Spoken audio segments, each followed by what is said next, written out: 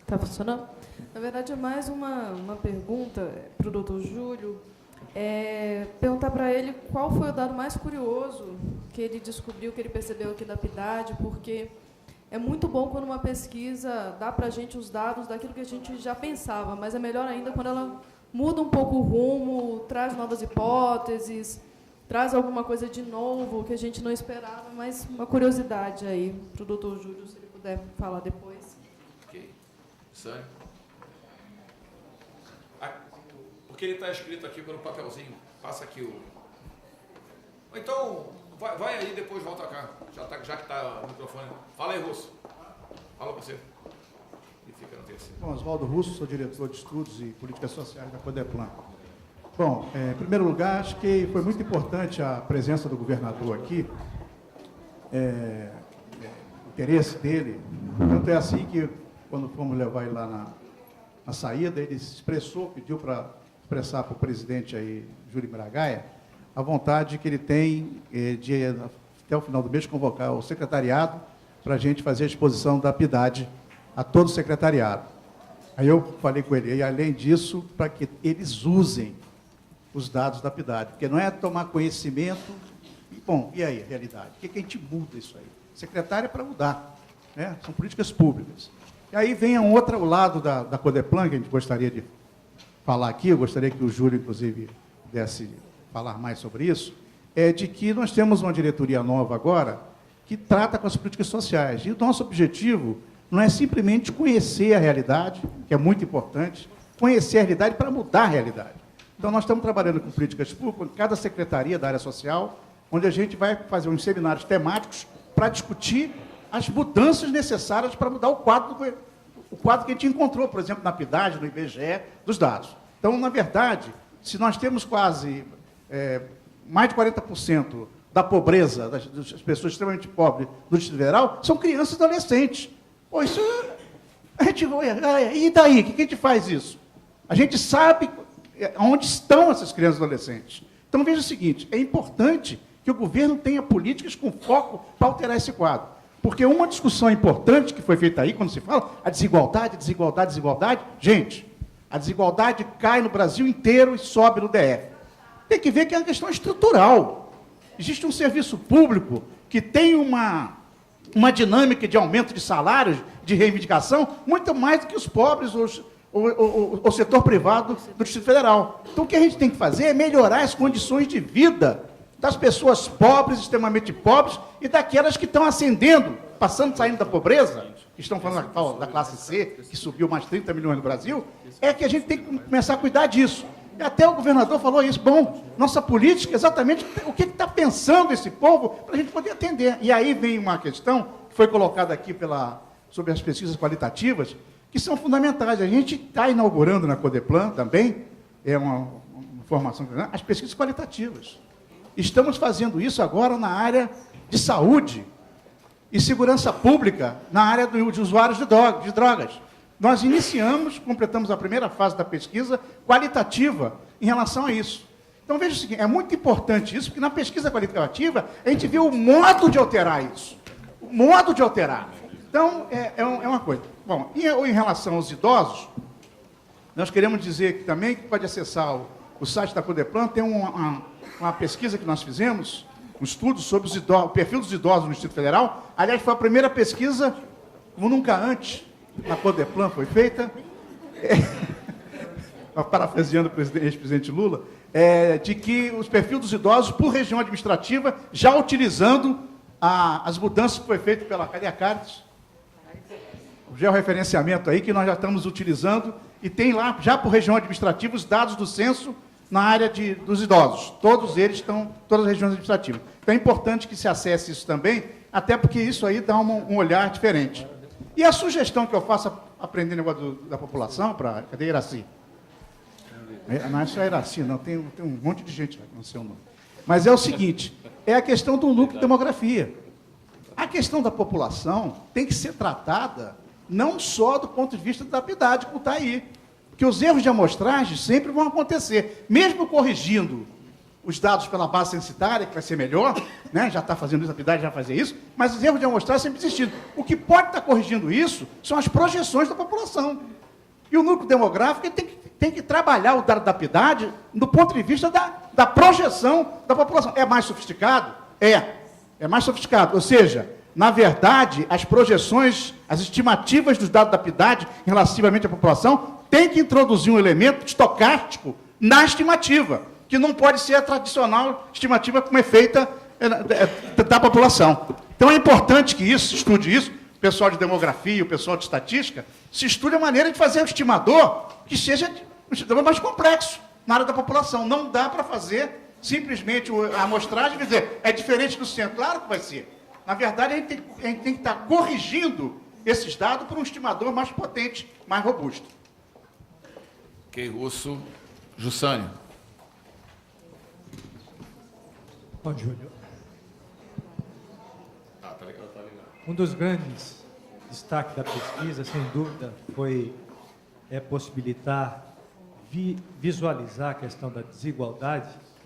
E eu percebi, Júlio, que algumas pessoas tiveram assim, alguma dúvida no entendimento daquela tabela que estabelece ali o índice de Gini, em que você tem uma proximidade do índice de Gini relativamente entre todas as regiões administrativas e como interpretar isso com uma diferenciação tão grande. Então, eu só gostaria que você explicasse melhor para quem ainda não entendeu aquele indicador.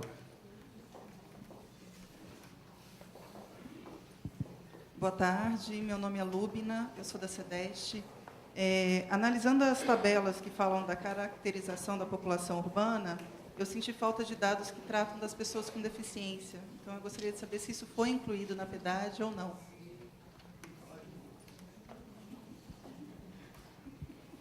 Mais alguém? Oi, Carita da Codeplan. Eu queria ressaltar essa questão de que a PEDAD foi feita, essa versão da PEDAD foi feita num prazo longo, sem querer me alongar muito, por uma questão estrutural, com muita dificuldade que a instituição teve para realizar a pesquisa. E a gente aqui na Codeplan fica muito satisfeito quando a gente vê o governador vir num evento desse, na hora da divulgação, e ele fala que vai ampliar a pesquisa. E mais, ele quer que a pesquisa tenha um enfoque metropolitano.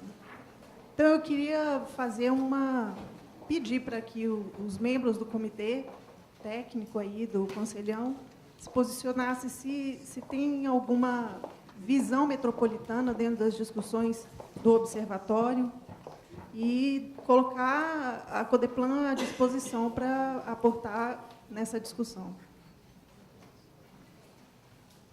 Mais alguém? Sim. Cláudio Heckman, Codeplan. Eu queria compartilhar apenas um pensamento com o meu amigo Max sobre transporte, que nesta madrugada a TV Senado justamente abordou a sua colocação. Foi uma entrevista do nosso secretário de Transporte e da presidente do metrô, que justamente estão fazendo essa análise da melhoria e da benfeitoria.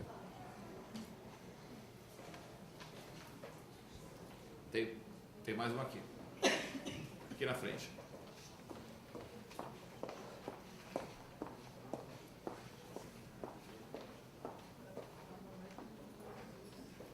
Boa tarde, meu nome é Calil, eu sou de São Sebastião. Eu queria chamar a atenção por um dado importante que o Max levantou ali, e a preocupação maior. Nós estamos apresentando pesquisas com uma distância que, é claro, não vai alcançar hoje, mas a preocupação maior hoje, o nosso jovem.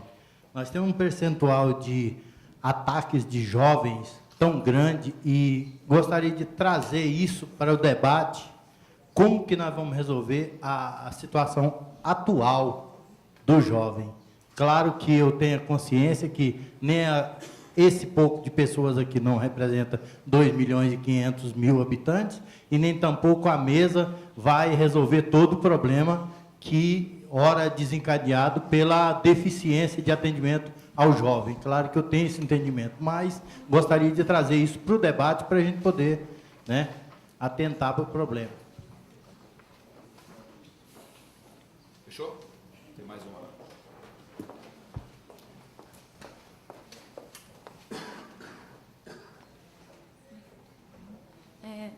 Meu nome é Nádia Nauz, eu sou da Secretaria de Desenvolvimento Econômico do DF.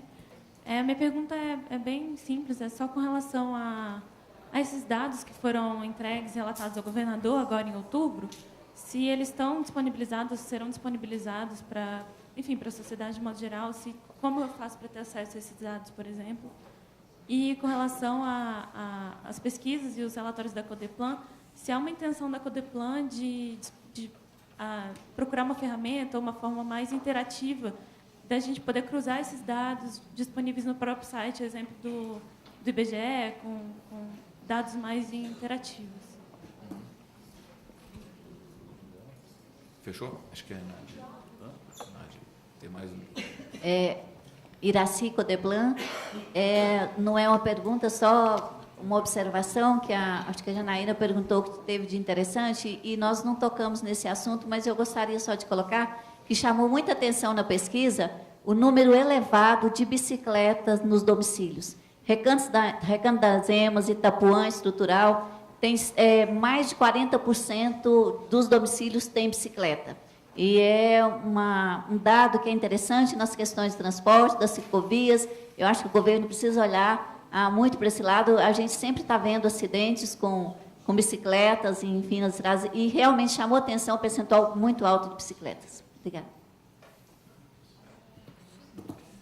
Podemos? Depois, se for o caso, a gente faz uma terceira. Até está me surpreendendo, né? Porque é sexta-feira, 5 e pouco da tarde, e 15 inscrições, e o pessoal aqui, mas vamos... Né?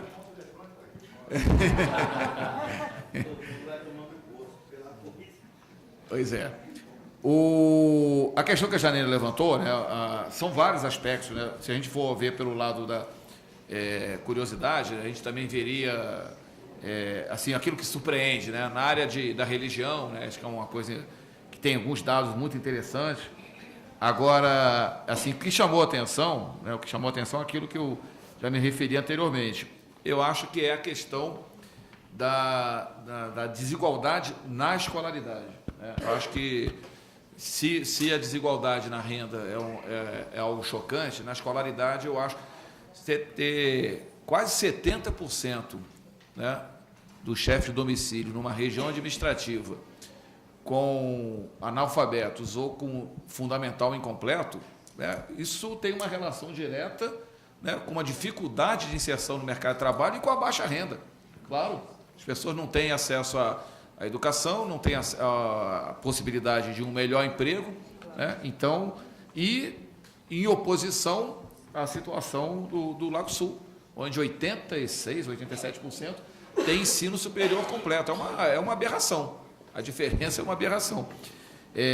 Eu costumava falar da questão, me referir à desigualdade da renda, porque lá no Ministério da Integração a gente tem a Política Nacional de Desenvolvimento Regional.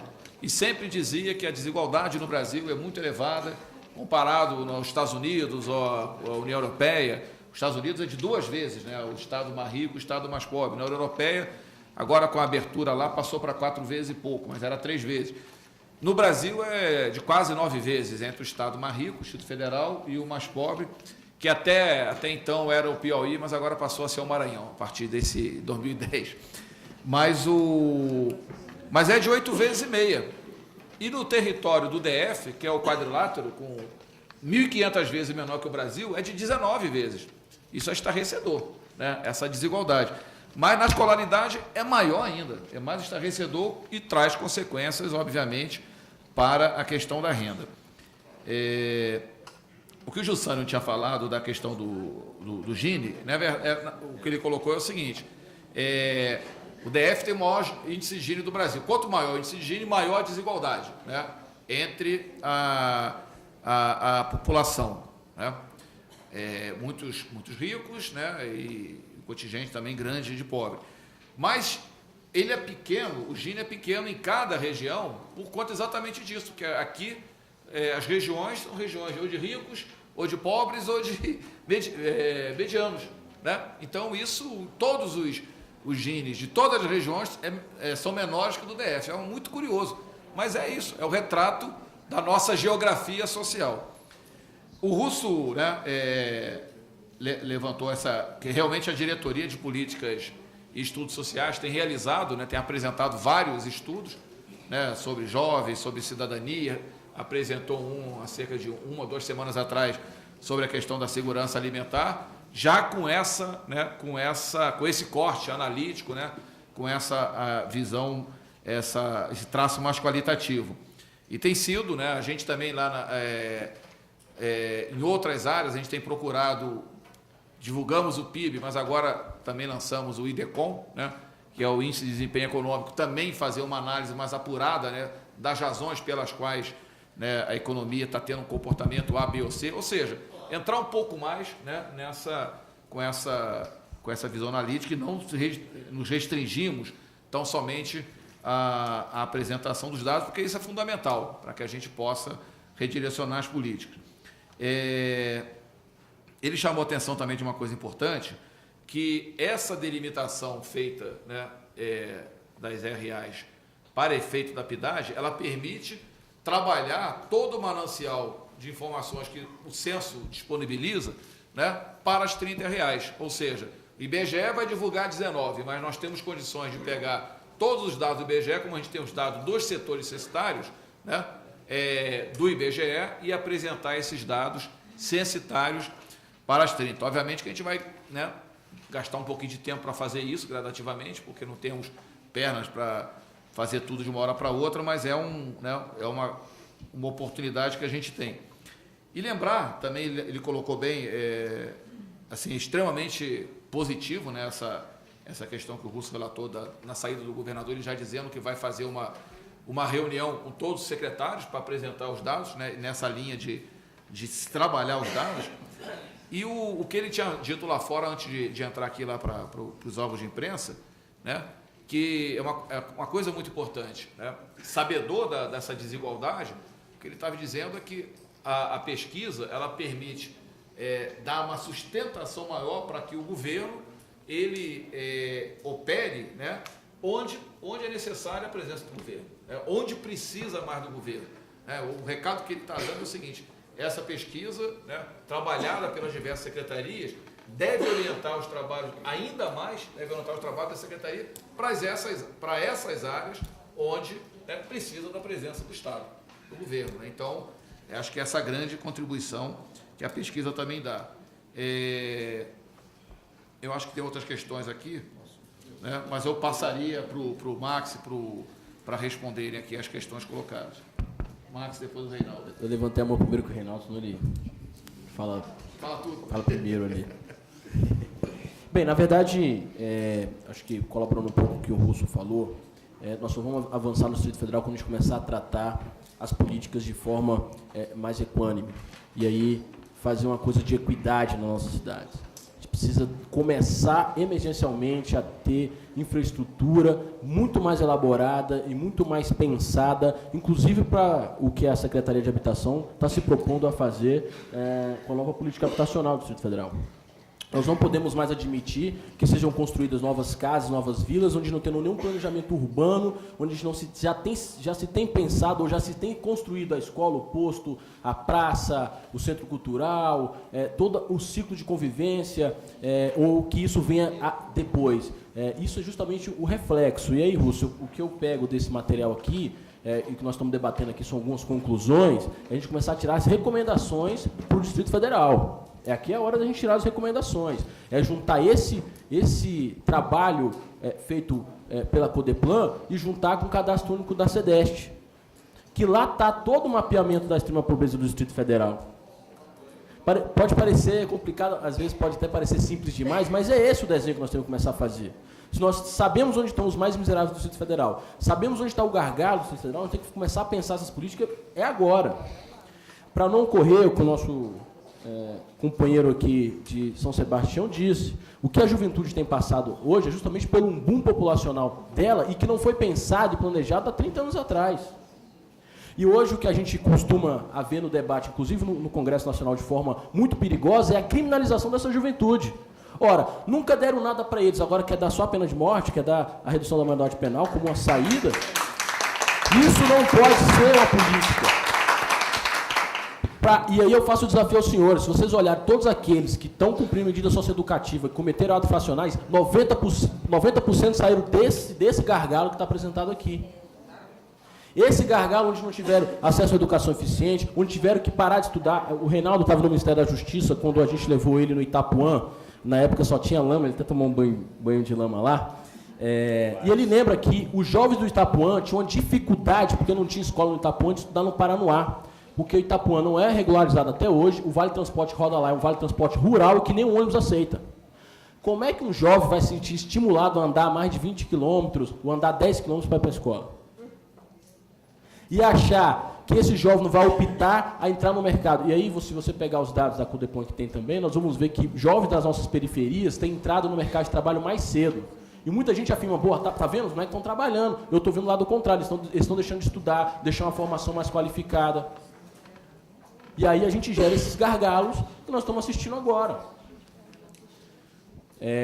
Eu estou preparando um artigo porque dia 1º de dezembro eu faço 30 anos. E não é fácil fazer 30 anos.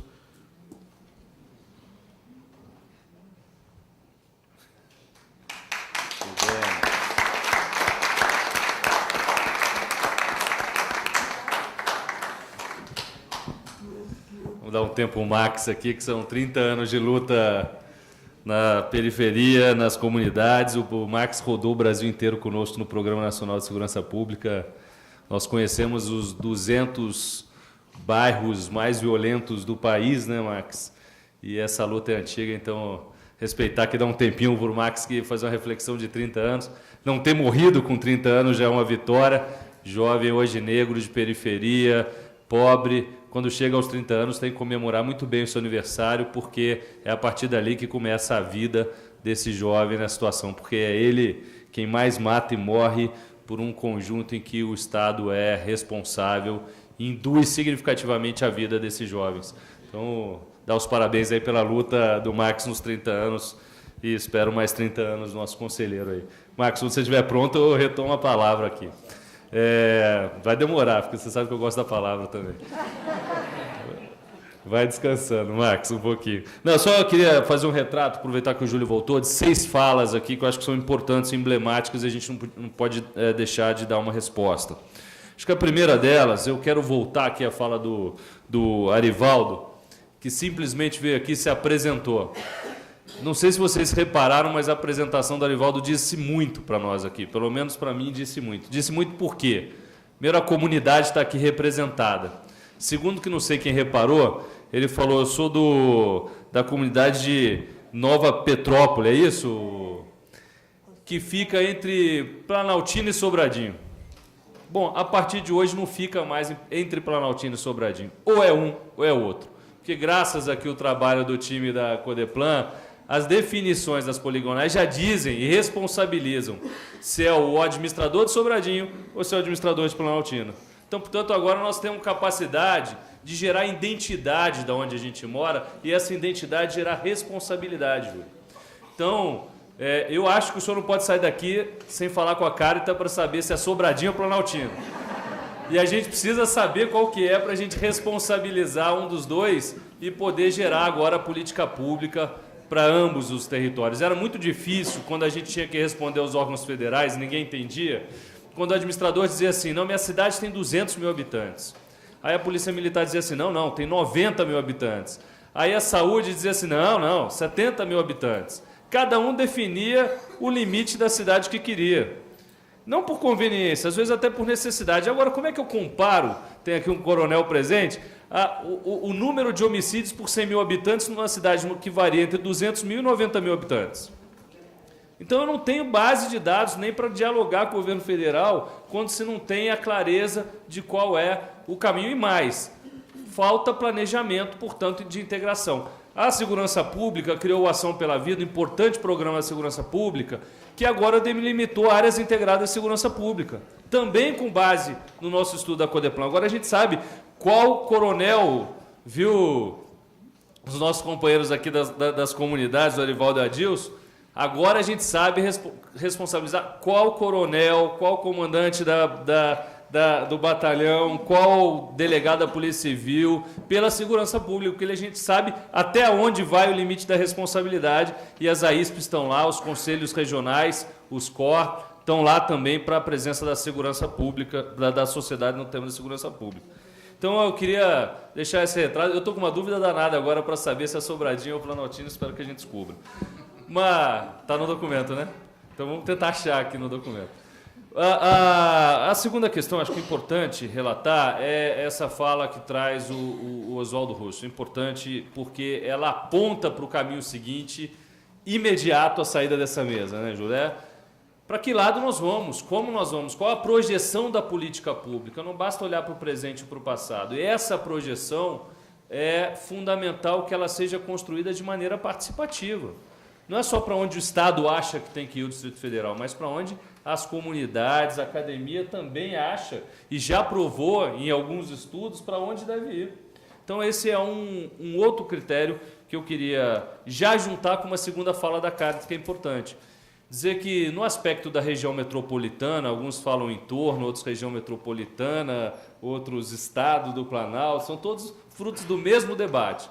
E esse debate, a última reunião do Pleno, que ocorreu em outubro, aprovou um grupo de trabalho sobre região metropolitana, que se inicia ainda esse ano, e um seminário inicial já puxado pelo esse comitê técnico sobre região metropolitana. Então, ainda esse ano, nós vamos começar o debate da região metropolitana e o aprofundamento do debate da região metropolitana com a criação do grupo de trabalho. Então, nós não nos distanciamos desse debate. Aqui, o Pleno primeiro achou importante decidir a questão da mobilidade, da transparência, né? 19 e 20 de novembro tem aqui o seminário Perspectivas de Desenvolvimento da Área Metropolitana de Brasília na Universidade dos Correios, é isso? Depois a gente vai... Está na pasta. Pronto, está aqui na pasta. Já tem até...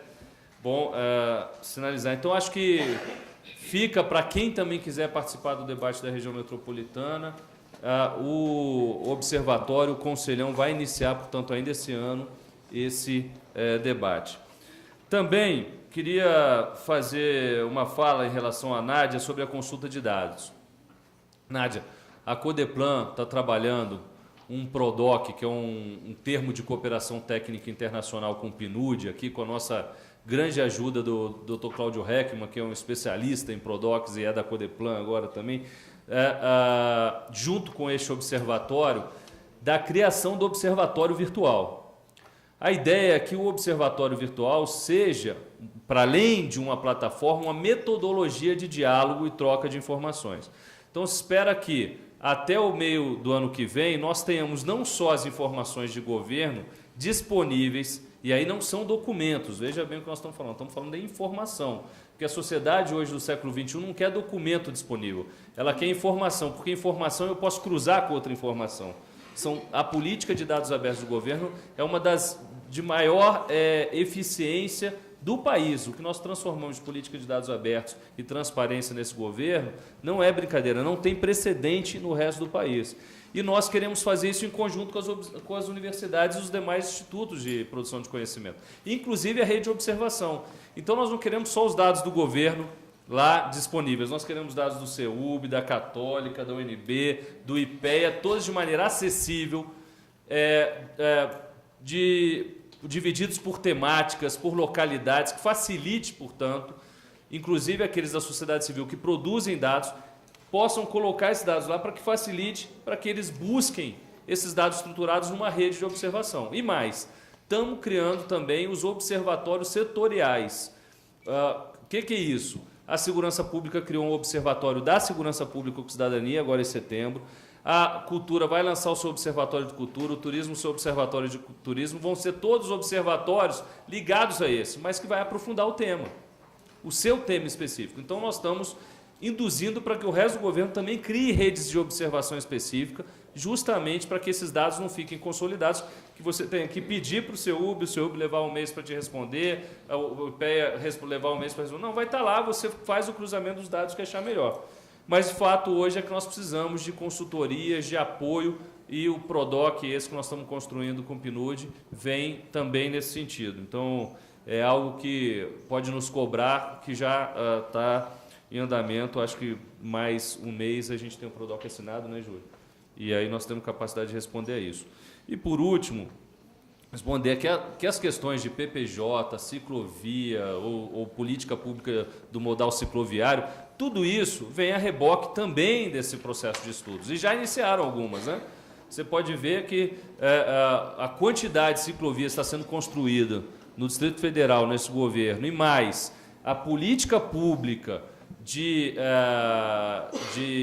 grandes eventos e de eventos para o eixo central de Brasília, no modal cicloviário, também está sendo bem construído, né? Não à toa, quer dizer, é uma vocação de Brasília, é uma vocação do Distrito Federal o uso da bicicleta. A gente só precisa melhorar isso, qualificar isso. Nós já iniciamos algumas parcerias com o MEC no relação à educação, parceria com a Polícia Militar e o DETRAN no policiamento de trânsito, conscientização dos motoristas, olhar as áreas mais perigosas, origem e destino dos estudantes, para que ele faça um melhor trajeto, um trajeto mais seguro até a sua escola. Então, isso tudo já está em desenvolvimento. O que ajuda? É que a pesquisa traz informações mais claras para a produção dessas políticas públicas. A mesma coisa a política pública de juventude. Então, queria fazer esse retrato, eu acho que é um avanço. Quem quiser participar lá na Secretaria de Governo, na Codeplan ou em qualquer instituição, está aberta ao debate, está aberto à inclusão. Então, pode procurar qualquer uma dessas instituições do Comitê Técnico ou conselheiros do Conselhão, como o Jussânio aqui também, nosso conselheiro do Conselho de Desenvolvimento Econômico, assim como o Max, podem, então, também estar trazendo, incluindo as instituições ou as pessoas nesse processo. Obrigado, é isso. Deixa eu só, acho que a Lúquina aqui ficou sem resposta, então eu vou responder, lá da CEDES. Nesse questionário, né, essa questão do deficiente físico não foi contemplado realmente, mas para o de 2013 está inserido, né, Iraci, aquela questão, né? A gente tem uma série de novidades, né, no novo questionário, na área cultural, na área recreativa, né, áreas pouco exploradas, na área ambiental, né, e uma das questões que vai estar nessa questão dos direitos humanos, né, então vai estar inserido essa questão do deficiente físico. E eu queria também destacar essa questão que o Max colocou e o Cláudio também, sobre a questão de transporte. Acho que o Max colocou uma coisa muito interessante. Nesse debate lá em Brasília, essa questão e foi discutido também no Conselho de Desenvolvimento Econômico e Social, essa questão do estacionamento.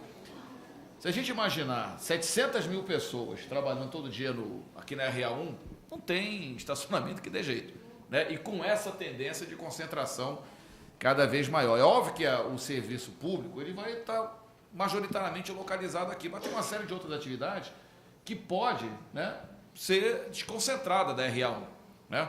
Então, o modelo aqui de transporte, que é um modelo individual, né, que anos em Brasília se desenvolveu, aliás, a concepção de Brasília se for muito forte, ele tem que ser modificado, né? E você colocou uma coisa muito interessante, não é, né, que o pobre passa a ter, ele pode ter até acesso ao automóvel, mas não é a questão dele utilizar o automóvel como um meio de locomoção, mas que os mais ricos possam utilizar o transporte público, desde que de qualidade, né, para a sua locomoção. E aí você equaciona esse problema de transporte crônico na cidade. E eu acho que a pesquisa, ao apontar a continuação dessa forte concentração do emprego aqui, era 52% em 2004 e caiu, mas caiu muito pouco, 48% agora, aponta para a necessidade também de diversificação da nossa estrutura produtiva e de desconcentração. A diversificação ela vai puxar a desconcentração. Na medida que diversificarmos a nossa estrutura produtiva, automaticamente a gente vai estar, né, fazendo com que ela seja menos concentrada, né, e ajudando a solucionar esse problema de transporte que afeta também a qualidade de vida das pessoas, né? Brasília não está longe de algumas regiões. Eu mesmo agora estou para ir para um debate lá em Valparaíso, aí eu já tive que adiar. Olha, não dá para chegar às 7. Do jeito que está o trânsito na BR-40, joga para as 8 horas. Não consigo chegar de jeito nenhum. Então, né, essa questão tem que ser discutida, né? E eu acho que um transporte público, né, de qualidade e coletivo, né, eu acho que é a saída mesmo para essa situação. Mais intervenções do público?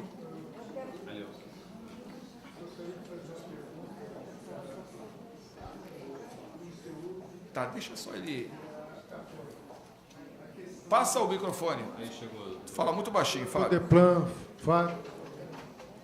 E eu queria saber, até para atender aqui o rapaz de São Sebastião aí, o problema nosso começa aos 14 e vai até os 30, entendeu? E é o sujeito que não estuda e precisa de um treinamento técnico. Então, eu não sei se as universidades, né, teriam condição, não de chegar lá para dar um ensino universitário para ele, mas um treinamento técnico. Isso nos Estados Unidos, em qualquer país adiantado, o técnico é muito valorizado. Então, nós tínhamos aí que o pai ensinava o filho, né? Então, o pedreiro criava o outro pedreiro, o pintor criava o pedreiro. Eu sou engenheiro civil também. Então, eu vejo que o atendimento, né, de quem tem dificuldade com a escola seria o ensino técnico. E eu acho que o centro, né, universitário aí poderia chegar nas cidades mais carentes com o ensino técnico. Não é se deixar só pelo Senac, eu acho muito pouco, e teria uma cobertura do governo para pagar isso. Então, eu gostaria de saber se existe um caminho para o técnico.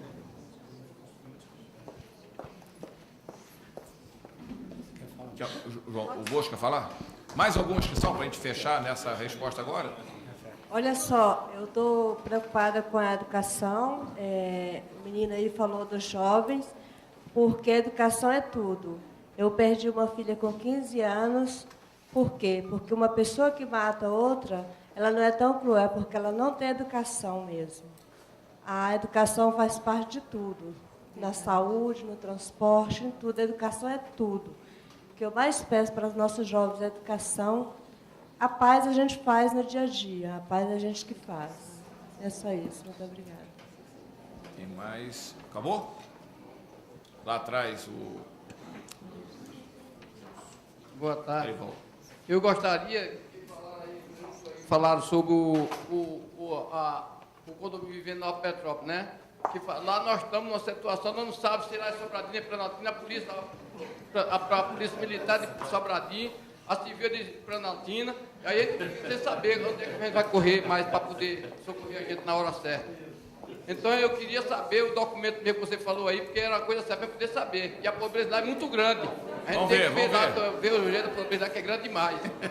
Então lá tem a polícia lá, a militar de Sobradinho, a civil é de Planaltina. E aí ninguém sabe onde é que a gente vai recorrer, porque de um lado e de outro, ninguém sabe qual é o lugar certo. Então a gente queria que definisse isso aí para poder saber qual é o lugar certo. Eu gostaria, que eu não tenho também preconceito nem nada, mas eu queria mais que fosse Sobradinho, que eu trabalho lá, eu gostava mais de ser Sobradinho.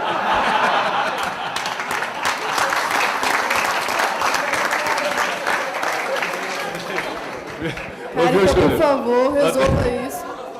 Ô, Cárita, na definição das poligonais tem que incluir o caráter afetividade. Senão vamos lá. É um problema sério.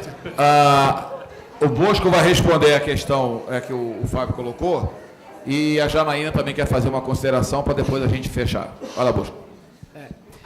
Rapidamente, eu acho que foi muito bem colocado. A educação é a solução. Se nós não tivermos educação, não há solução.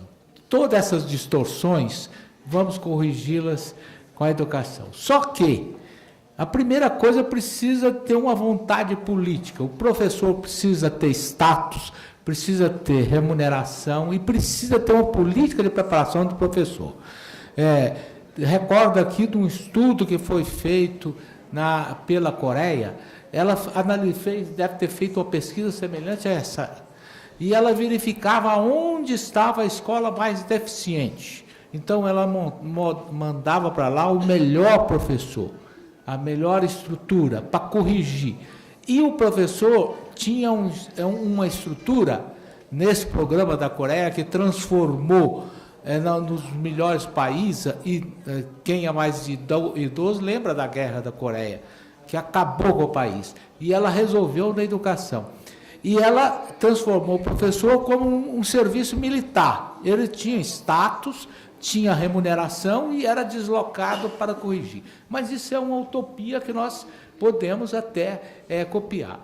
Foi colocado pelo colega ali, engenheiro, também sou engenheiro civil, e vejo essa dificuldade da falta da formação de técnicos.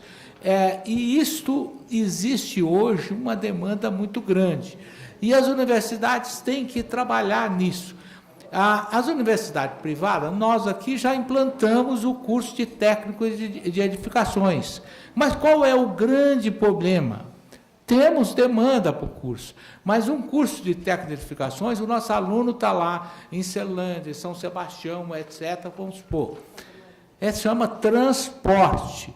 Como que ele vai se deslocar para cá? Então, a educação, a solução é a educação, mas se não tivermos solução do transporte, a solução do financiamento, como a professora colocou, me referendando, o financiamento até existe, é saber como encaminhar adequadamente as demandas.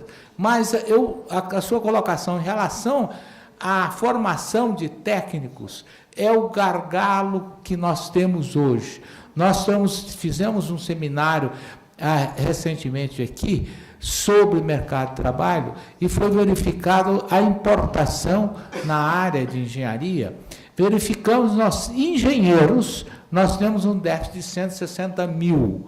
Nós temos uma formação de engenheiros deficiente também. E temos um problema maior.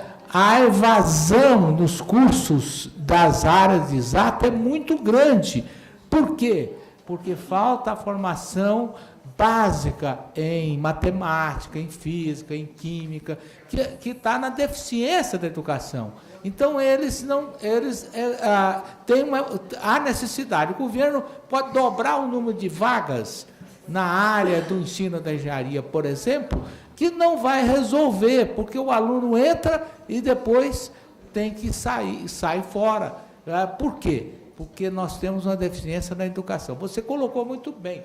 Educação é a solução. Logicamente, vamos corrigindo pontualmente esses aspectos. E o grande problema para a formação técnica, tem cursos técnicos disponíveis, sendo disponibilidade, mas ele bate no problema do deslocamento, para as populações que vão se tornar técnicos, para ter uma formação mais rápida, para entrar no mercado, para corrigir, principalmente, a demanda do jovem, eles estão lá em dezenas de quilômetros de distância. Então, aí entra a necessidade de termos uma condição de transporte adequada. Muito obrigado. Janaína, fechar. É só uma complementação à resposta que o Reinaldo deu sobre a atuação do Conselho no debate sobre a RID, que a Cara está te perguntando. Nós participamos essa semana, não só a equipe técnica do Conselho, quanto alguns conselheiros, de um debate realizado pela SUDECO sobre o Plano de Desenvolvimento do Centro-Oeste 2007-2020. A SUDECO entende que é o momento de atualizar esse plano. E que uma das maneiras de atualizar esse plano, que foi feito com um diagnóstico de 2004, 2005, ou seja, 8 anos atrás, é através do debate com a sociedade civil. A SUDECO está realizando isso através das conferências de desenvolvimento regional, mas nós entendemos que isso também é uma oportunidade do Conselho se colocar em relação ao Centro-Oeste enquanto região, ao DF e o entorno enquanto regiões também. Um dado importante, percebido durante essas conferências, é que os municípios que fazem parte do entorno se entendem como responsabilidade do Distrito Federal, ou seja, está na hora do Distrito Federal também assumir, querendo ou não, essa responsabilidade. E entender o entorno não só como as pessoas que vêm e usam os nossos serviços públicos, etc., mas como também aqueles que trabalham no DF, geram economia no DF e consomem, são consumidores no DF também. Então, além do debate da RID, intenção do Conselho debater com a SUDECO o próprio plano de desenvolvimento do Centro-Oeste também. Ok? Ok, gente. Então, acho que já podemos encerrar, né? Eu queria aqui agradecer inicialmente ao CEUB, né, pelo nosso anfitrião nesse seminário de hoje, aos demais membros do Comitê Técnico, a Universidade Católica, justificar, inclusive, a ausência da UNB aqui, né, porque eles estão encerrando o mandato lá do reitor José Américo, eles já tinham adiantado que não, José Geraldo, desculpa, que não teriam condições de estar aqui presentes, né, também ao IPEA, e, particularmente, né, as equipes da Codeplan e da Secretaria de Governo, que trabalharam arduamente, né, para o sucesso, juntamente aqui com o pessoal do CEUB, para o sucesso aqui desse nosso evento. Então, fica aqui o nosso agradecimento e, né, vamos nosso apelo, né, para que todos façam uso dessas informações que a Codeplan está disponibilizando mediante a PIDAD. Muito obrigado.